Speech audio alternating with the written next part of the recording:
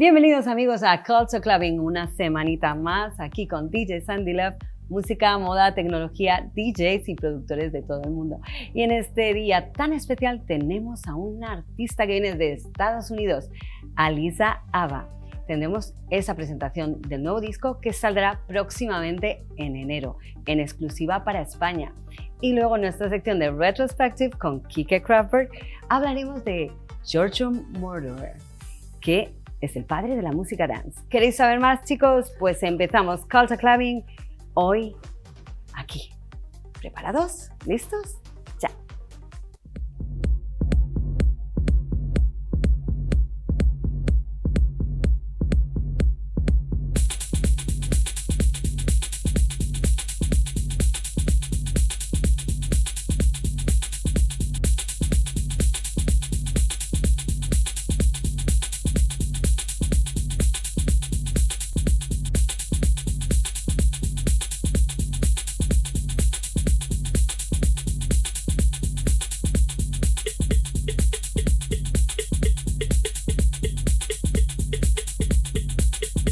Y hoy damos la bienvenida a Aliza Hava desde Estados Unidos para España, aquí en primicia con su nuevo álbum. Let's say many men who control the choices and the things like that. And I think now there's a movement for more women to be involved in the music business. You know, they did a study that showed that in all of the festivals in the United States, less than 15% of the people performing were women. Yeah. In Spain, 80%. Less. I mean, 80% men and maybe 20 or 10% women. Yeah, so like that. It's same in the States. Mm-hmm. So it's a real issue. And part of it is, you know, it's not that there aren't a lot of female musicians. There are tons of female musicians. Yeah. Except that the standards that are set for female musicians are very different than the standards that are set for male musicians. This, of course, goes across every industry in the world, except for maybe housekeeping. Okay. But my point is to say that there are women who are making moves, making efforts to change this. Mm-hmm. And I think it's important because we have important things to sing about. We have important things to say. It's not all about being hot and sexy.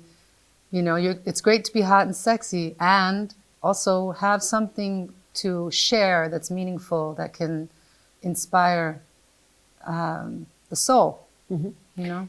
Yeah, and you think there is a standard in the US, like being like blondish and sexy. Is it that the standard that you think it is? I think when I was first starting out as a singer-songwriter, I was noticing that I was personally being treated differently mm-hmm. than another person in my band mm-hmm. who was blonde and very, very, very into her body and her looks and everything like that. And I was very into my music, you know. Of course, I want to look nice, I'm on stage, but like release your own music. You have many more opportunities. It's much more affordable to distribute yourself. You know, the last 10, 20 years, the music industry has completely changed. Yeah. And so, you know, I'm an independent artist. I run my own label. I hire my own people. And, you know, I run my own company. So I can make the creative choices. Nobody's telling me what to do. Of course, I like to have insight from people, mentors, people with more experience to give me guidance, like we all need at times.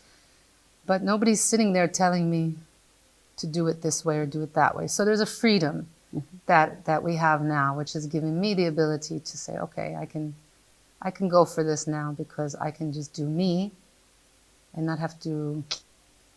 Because you're a singer, composer, you never thought about being your own managed or your own business. Like this is a business, a mm-hmm. real business. Music mm-hmm. is business. Yeah. But you've never thought about it like a business. You thought about it as a musician, an artist. Correct. And this is a very important challenge because you need to study more, you need to do harder work, and you need to go, like as we met in the music business, showcases and congresses, which now, like WOMEX or Miami Music Week, we find this helps. Do you think that when you go to these events or these congresses, it helps you to take your career up? Absolutely, because when you go to like a expo or trade show for your industry, and you meet people who are aligned with the same values that you have, you can make a collaboration. You can do something interesting. Also, in the music industry, very specifically, it's all about relationships and building trust, building collaborations. You know, it's a very relationship-based industry. And because everybody knows that unless you have some big hit or big star, there's not so much money in it. So it's something that people are doing from their heart. Yeah. So if you come from your heart in an environment like this and you meet people who match your values, match your energy, it opens opportunities to do cool things together. Yeah. You know? Like you have done, for example, you've been in a very, very important event, which is a Peace Day event. Like we are really into it also in Spain. But you've been in the US, and tell us about it, because it's really interesting and it's really important what you have been doing all these years. Well, many years ago, when 9/11 happened, I was a student. I was like very young, and everyone around me was, you know, we were all freaked out. Everybody was freaked out. We didn't know what was happening. And at the time, I was friends with a guy who worked with an organization called the World Peace Prayer Society. And it was near where I lived. I went to school. And so I said to my friend, we should organize a prayer circle tonight. This is on the day of 9/11, because it happened in the morning, 8 a.m., 8:30 or something, so early. So by 1 o'clock, we were like, we have to organize a prayer, bring the people together, everybody's freaked out. And there was a special place where I lived called Peace Park. Wow. And in the center of the park was a pole that said in different languages, may peace prevail on earth. And it just happened to be that my next door neighbor made this with his own hands. And he told me a secret, which I'm going to tell you the secret, that in the very top of the pole, it's just four-sided, he put a crystal, a very special crystal, pointing up, right? And the idea of these poles is that they're like, almost like acupuncture points in the earth to bring in the peace or send the peace out, you know, like a focus point, right? So we organized that night. We called all the people we knew. We put flyers on the cars. We're going to do a prayer vigil tonight, 7 o'clock, in the Peace Park. There was like 150 people. We stood in a circle, we prayed, we one of their events, and then it led to another thing, and then it led to another invitation, and then next thing you know, I'm being invited to organize at the United Nations a peace summit for young people. Wow. And everything just evolved for me, where I kept getting invitations to support the efforts of the Peace Day, to help inspire people to participate in Peace Day. And I really loved this idea, because if you think about it, if you have a ceasefire all over the world on the same day, it's powerful. Yeah. It's powerful. Yeah. And it doesn't happen except all of these countries signed a document saying they will do it. They will participate. But why don't you think they stop ceasing fire and ending this fire? Like, why should we need this? If we can do it one day, why can't we do it more? You know, if I had the answer to this,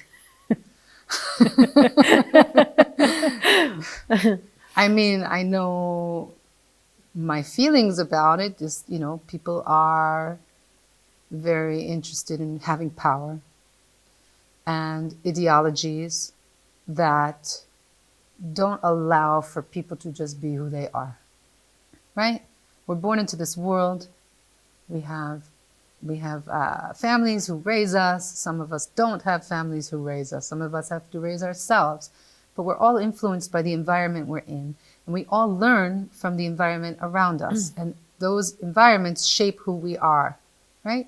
So I grew up in America. I grew up in New York, New Jersey. I'm influenced by American music, but also I'm interested from cultures all over the world. And in New York, you have so many cultures. It's incredible. Some people don't have that kind of exposure to other cultures and other kinds of things, music.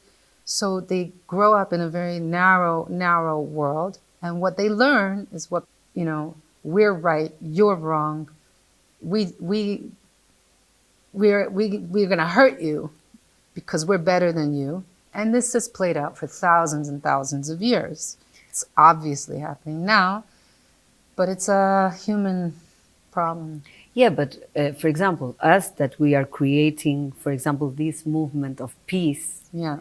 I mean, do you think that if this message is spread more, like everybody can spread the good things, at least we can a little bit help?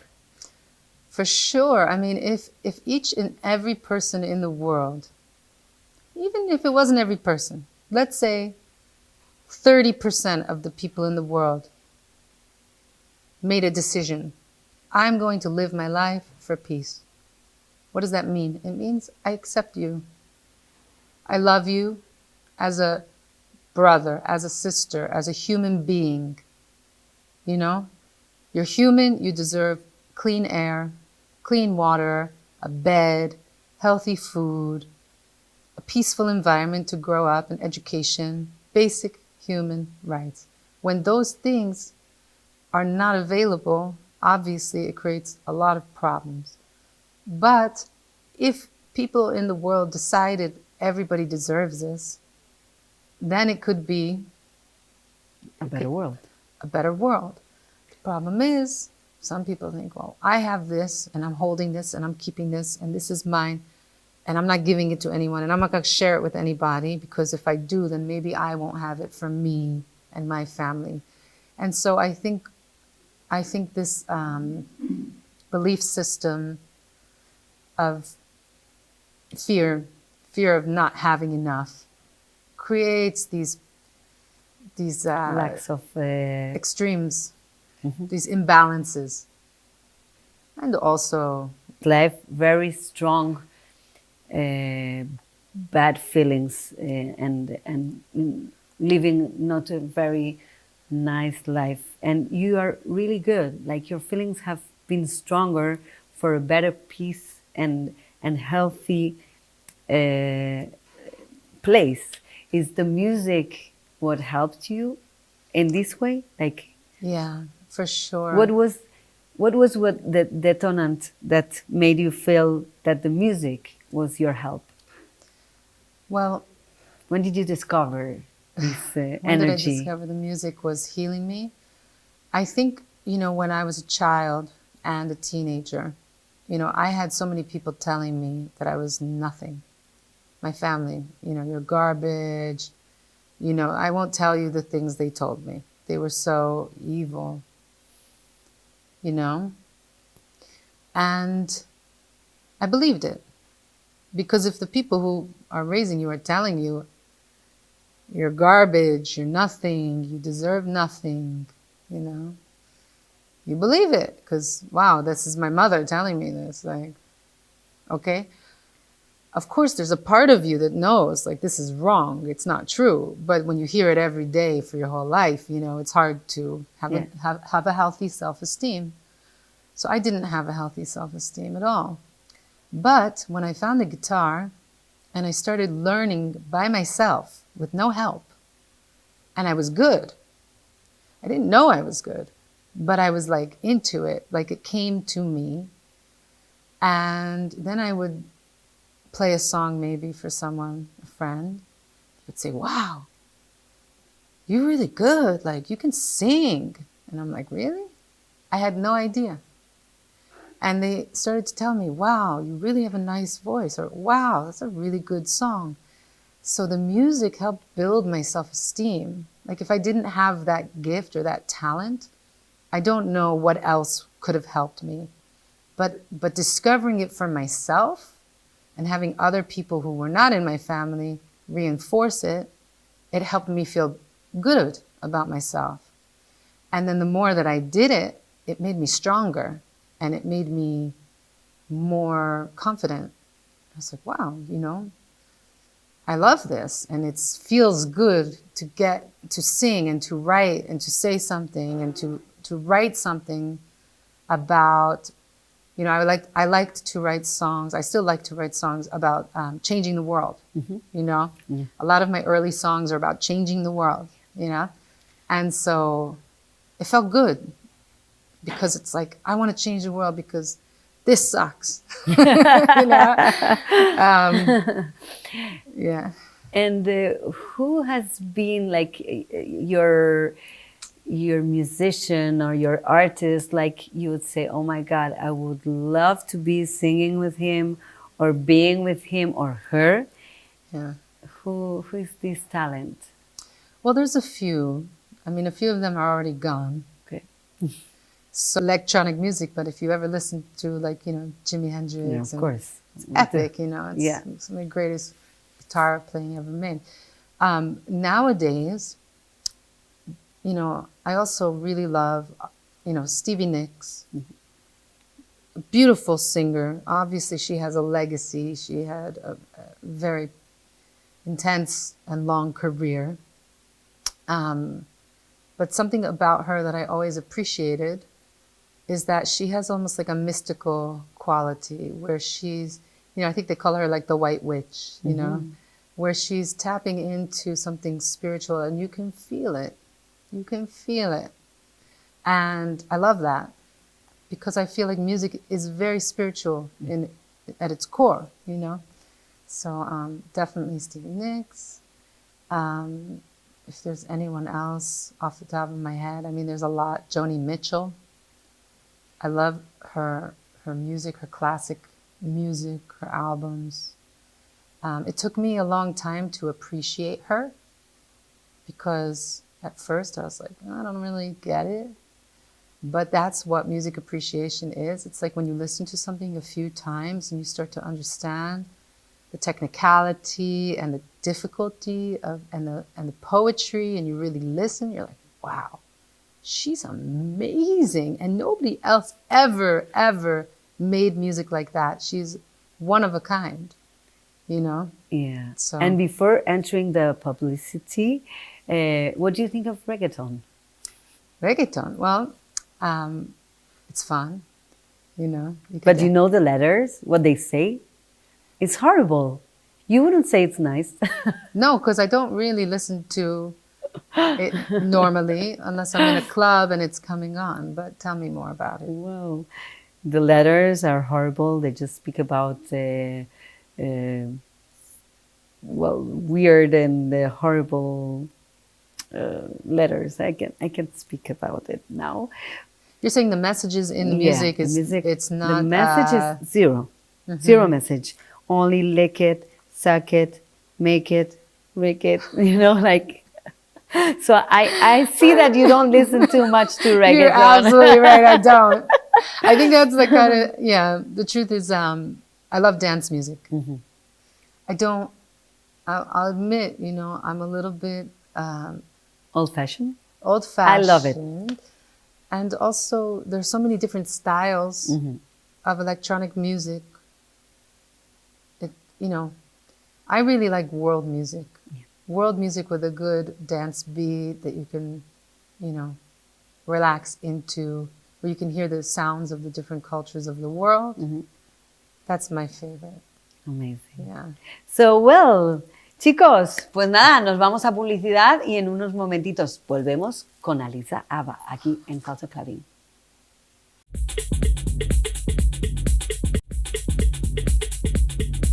Y después de esta publicidad magnífica aquí en Culture Clubbing, volvemos con Aliza Hava. Well, Aliza, I'm really happy that you're here with us. Thank you so much again. I appreciate so much all what you have been doing with your work with the world in the UN, right? And well, how was this work? It was tough. Like you worked there, and then I have some questions about it. Ask me anything you like. Nominee. He Wow. did it to her too.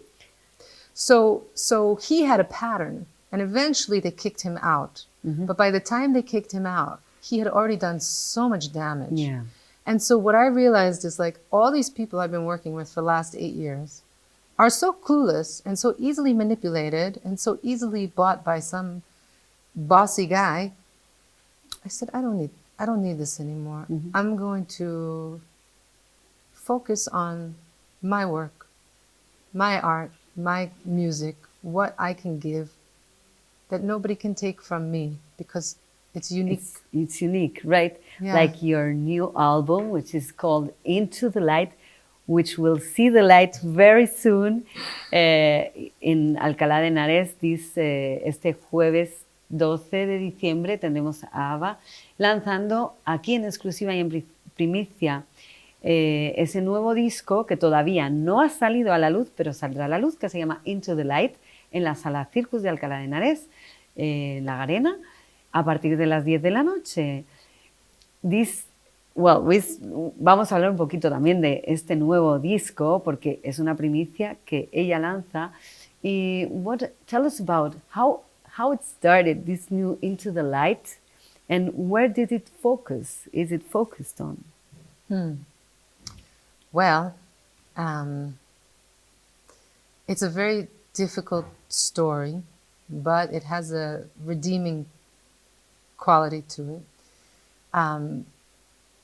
I was writing songs for my whole life, but I was writing about things I saw in the world. I was writing about love and, if I had a breakup. I was writing about politics. I was writing about things. But I never, ever, ever wanted to write about the things that I experienced as a child growing up.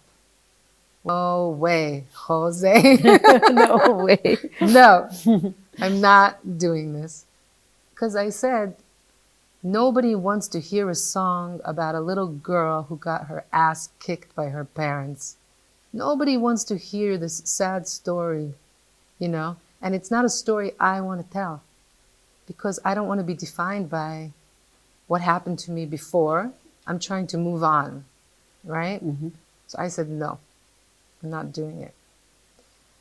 And then time went by, and I started to realize that there were many things that I was struggling with my health, with my career. No matter how hard I tried, no matter what I did, nothing would move forward. Or I was so close with something. I had a company that was very close to a big pop, and something bad happened that I had no control over, and it was, COVID, right? For example. But my point is, like, I would work hard, and something was about to open, and then it got, and I was like, why does this keep happening? Why? This is so painful. God, why are you doing this? Like, help me out. Help me understand this. And then I had an experience where, with my music, I was about to sign a deal.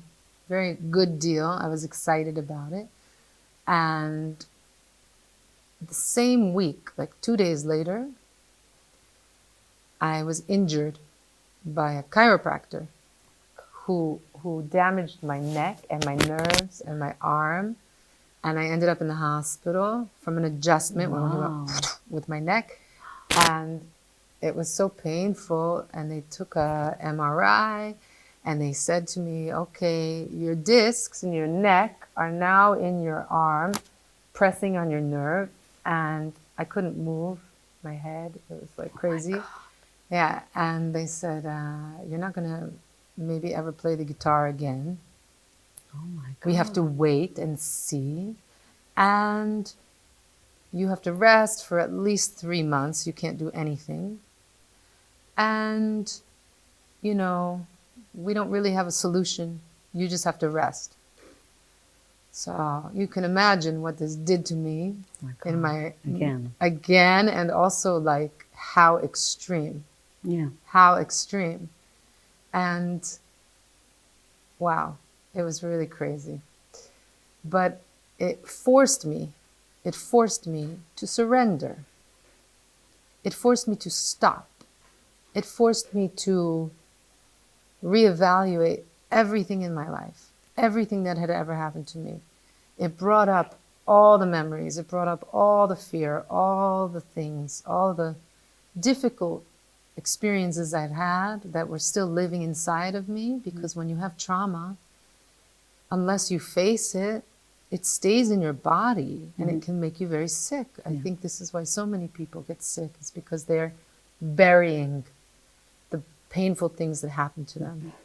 And I was running to do work, to do projects, to do this, to do that, but I wasn't getting anywhere because I wasn't doing the inner work to the level that I needed to do it.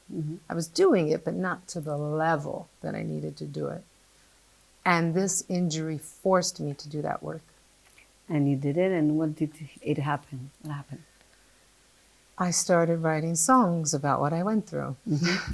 No ending day, right, in your life? No, I wasn't always happy. No? For many years, I had like a black hole inside of me. But people didn't see. That's what I meant. Yeah, they didn't see. That you were hiding it from everybody and showing your best face to be performing or producing music.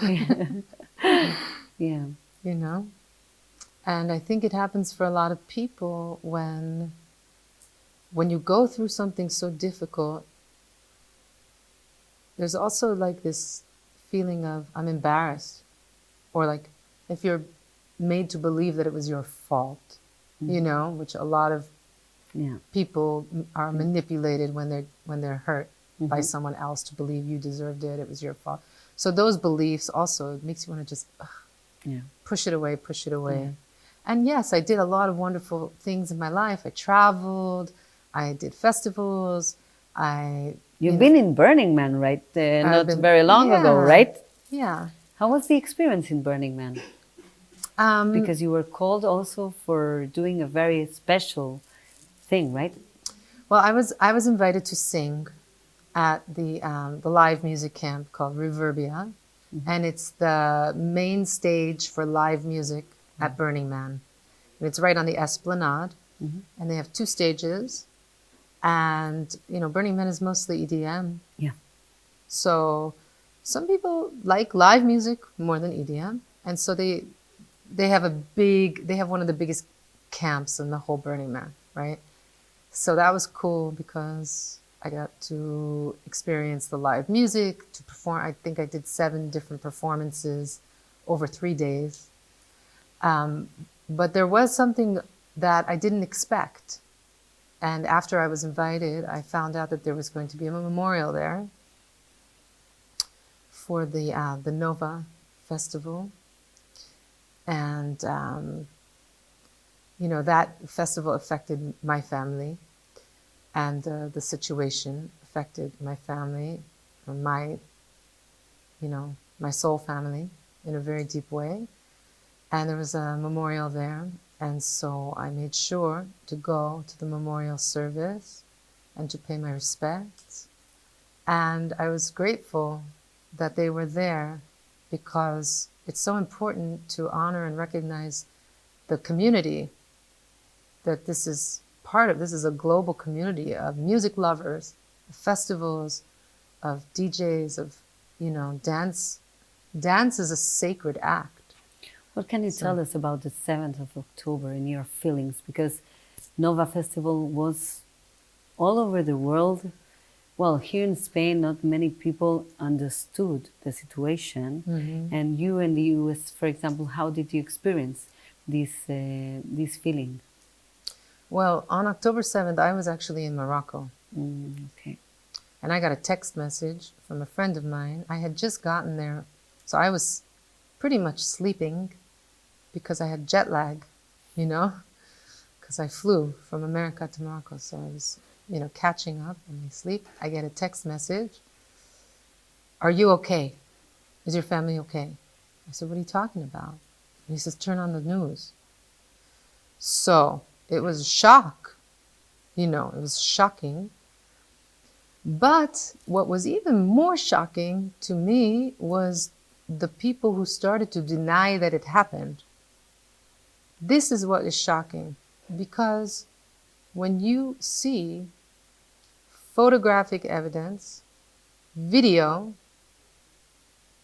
and it was shocking to me how cold-hearted people can be in the face of such extreme massacre. I didn't want to say the word, but that's exactly what was going to come out of my mouth. Yeah. So this is something that is still happening now. I just saw a video of a woman in Northern California speaking up in her community about the way she is being treated for her nationality, for her citizenship, for where she comes from. She's Israeli, she lives there, she's a good person, she's an artist, she's part of the community, and all of a sudden she's the enemy. She didn't do anything. She's living her life with her family. Now she's the enemy. Anyone who comes from there is the enemy. And this is something that you have to ask yourself, what is going on in the consciousness of humanity where you can blame someone who didn't have anything to do with the situation and start to treat them like they don't belong. And this is very dangerous. Mm-hmm. This is happening everywhere, and it's very, very dangerous. And also, you know, she spoke about what had happened on October 7th, and they had signs saying the word debunked, basically saying it didn't happen, it's not true. Wow. Shocking. And they were organized, organized to say this. And I'm like, first of all, she has incredible courage to stand there and make a statement to the government of her local municipality. But the fact that these people can discredit what is the evidence, factual, photographic, videographic, which they posted on their own website and said, look what we did. It's weird. Yeah. It's weird. Just go to their website. Yeah. They want you to see it. Why are you saying it didn't happen? So anyway, this is a very hot topic. Yeah, it's a very hot topic. And well, we are going to finish with your album, Into the Light, which we are going to be seeing right now. Some of the videos of your career, because Into the Light video clip will be out very soon in January, February 2025. We will be part of that. Hey, take care of this. Thank you so much for being with us here. And I would love you to say some words to our crowd here in Culture Clubbing. This is your camera. But before that, we want you, chicos, queremos que el día 12 de diciembre estéis en Alcalá de Henares en ese gran concierto con Hava, Aliza Hava, con todo su corazón, con todo su amor, con esa música que nos va a traer y también un remix en música electrónica. Tenemos la primicia, así que os esperamos este jueves en Circus Alcalá de Henares La Garena. Y bueno, pues se nos despide Aliza Hava. Muchas gracias por estar aquí con nosotros. Esperamos verte muy próximamente en ese lanzamiento del disco y este jueves en la Sala Circus. Thank you so much. Hi, I'm Aliza Hava, and I am so happy to be here in Spain, in Madrid, with DJ Sandy Love, who is an amazing human being, a beautiful soul, a great DJ, and I'm so happy to have been invited to share some of my story and my background with you. And I hope that you'll take a moment to check out my music. And Into the Light is coming in January in the new year. So Muchas gracias. Y después de este maravilloso videoclip de Aliza Hava, estamos en nuestra sección de Retrospective, hoy con Kike Kraftberd. Buenas tardes, Kike, ¿cómo estamos? Hola Sandy, encantado de estar contigo de nuevo. Bueno, hacía unas semanitas que no estabas por aquí con nosotros, ya te echábamos de menos. Bueno, claro, sí, bueno, ya sabes que he estado liado un poquito con el nuevo programa de radio, pero bueno, todo perfecto. Todo va fluyendo y aquí pues vamos a hablar hoy obviamente de la música dance, de uno de los precursores más importantes que ha sido Giorgio Moroder. De él vamos a hablar hoy día, del italiano productor y DJ, pues Giorgio Moroder, ¿no? Ya sabes que, bueno, él fue de los primeritos que hicieron producción con sintetizadores, ¿no? y cajas de ritmo, ¿no? En el año 1900, él empezó en los años 60. Del 60 al 70, más o menos, él estuvo haciendo muchos temas, muchos tracks con el nombre de Giorgio 2. ¿No? Hizo varios álbumes hasta que en el año más o menos 69, a finales del 60, bueno, a los 70. Con Donna Summer, ¿no? No. Eso fue después. Fue con un tema que se llamaba Lucky Lucky. Ese Lucky Lucky salió en el año 69 y ya a finales de los 70 fue cuando ya conoció a Donna Summer, ¿no? Y bueno, pues se juntaron los dos y ahí es donde salió pues el tema grandioso con Donna Summer, que se llamaba el I Feel Love You. ¿No? I Feel Love. Sí, y bueno, pues ya cuando se hizo súper famoso con Donna Summer, ¿no? Al sacar el álbum ganó su primer Oscar porque se dedicó a la música de disco, un poquito cine, más. de sí, cine. Exactamente, a la música disco también. Sí, música disco, bueno, adaptada, fusión, ¿no? Adaptada, porque bueno, ya sabes que, bueno, no sé si sabrás, pero bueno, él ganó su primer Oscar con la película El Expreso de Medianoche, ¿no? No sé si recuerdas esa película espectacular, o bueno, a mí me encantó, una de mis favoritas de aquella época, claro. Y bueno, el tema se llamaba The Chase, ¿no? No sé si te recuerdas, un tema precioso. Yo lo pinché en los años 80, la verdad que era un maxi que tenía un sonido, porque ya sabes que en los años 80 pues los maxi singles que comprábamos eran con los surcos bastante anchos. Al tener los surcos anchos, pues los maxi singles tenían una calidad de sonido espectacular, ¿no? Cuando los pinchabas con unas agujas, pues unas buenas, ¿no? Como las de los técnicos. Y nada, y luego pues ya se dedicó un poquito a hacer, ¿cómo se llama? Bandas sonoras, ¿no? Para películas y tal. Hizo otra con la cual utilizó la canción Call Me, ¿no? De Blondie. Que eso también fue un éxito espectacular, ¿no? Para él. Y al final hizo también la banda sonora de la película Flashdance, perdón. Que fue fantástica. Flashdance, que se llamaba What a Feeling, ¿no? Flashdance, What a Feeling, ¿no? Y con esta pues ganó un Globo de Oro y ganó un Oscar. Fue fantástica esa película. Fantástico. Vamos a ver un poquito sobre Flashdance. ¿Te parece? Sí, perfecto. Vamos a verlo ahí con todos sus aparatos. Sí.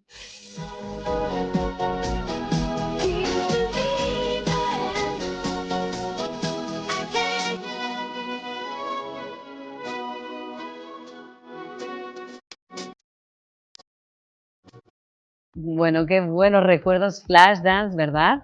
Uy, espectacular. Me acuerdo yo cuando era pues un crío, ¿no? Y me iba con mi hermana y nos volvimos bailarines todos. Todo el mundo nos volvimos bailarines. Sí, totalmente. Y aparte como salió la serie en la televisión, ¿no? Y todo el mundo pues estaba ahí pegado, ¿no? Cada vez que salía la serie Flashdance, ¿no?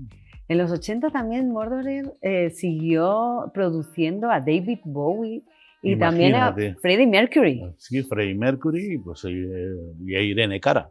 También, Irene Cara. Bueno, fueron unas producciones, por ejemplo, con David Bowie, hizo la canción Cat People, ¿no?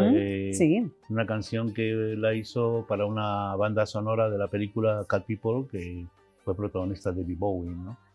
También hizo Top Gun, alguna de las bandas sonoras de la película. La canción creo que se llama Take a Break Away, ¿no? Take My Breath Away. Eso es. Estuvo con... Luego también ha ganado Oscars y Globos de Oro. Totalmente. Ha sido uno de los productores más icónicos del año, desde el año 49 hasta nuestra época ahora mismo. ¿Qué es lo que está haciendo Moroder ahora?